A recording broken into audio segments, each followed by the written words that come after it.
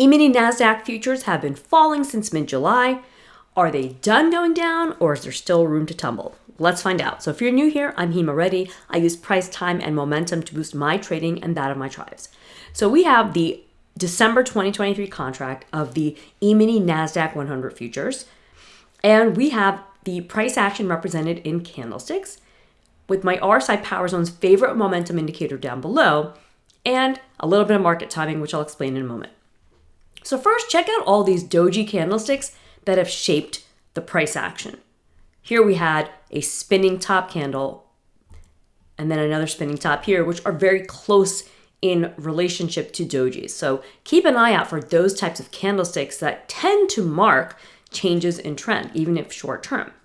Now, what I want to do here is look really close at the latest candlesticks in price action, and you can see that down below, there's an intersection of a line here at 14,384, that's the price, with the time as October 4th. Now that happens to be Wednesday. So this is the intersection that is the meeting of time and price that is calling for a forecast.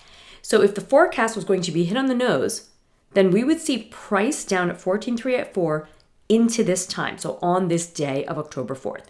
But you can see here, we came close, right? Down to 14,586 and have been recovering. So there's a couple pointers here as to how to navigate what's ahead. The simplest one is the fact that Monday's range, October 2nd, was an inside bar. So let's get even more granular so you can see what I mean. It was inside the entire range of the Friday, September 29th bar. So your first clue as to whether we're going to continue higher or lower from here is to see if we're going to break above or below the inside bar. You can also go more granular by taking this to an intraday time frame. Now I'm going to go to a 60-minute chart to show you how that inside bar range has created this whole choppy sideways area, all right? So let's still relate back to those most recent lows. And let's look at another set of clues here, which is the recent RSI peaks. So there's this peak here back at 7163.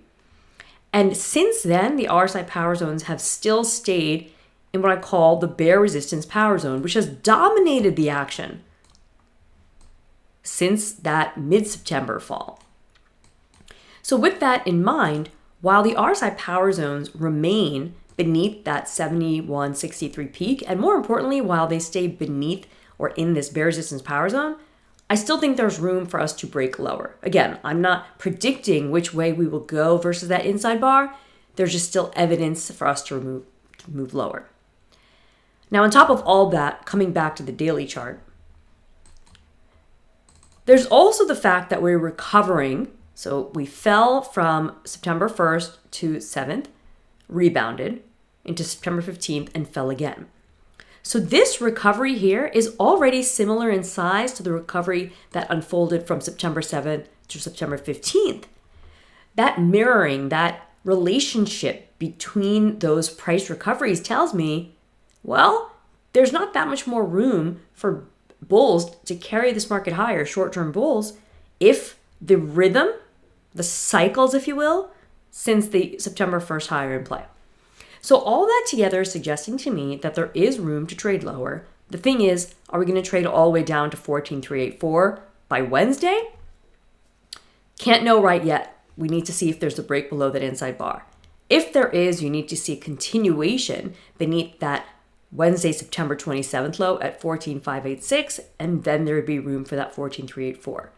What I think is more likely to happen, okay, I don't have a crystal ball, but I think it's more likely is if we break below the October 2nd low, that we revisit the range of that September 27th day, and we test somewhere in it and then see if bears want to persist lower or if they regroup.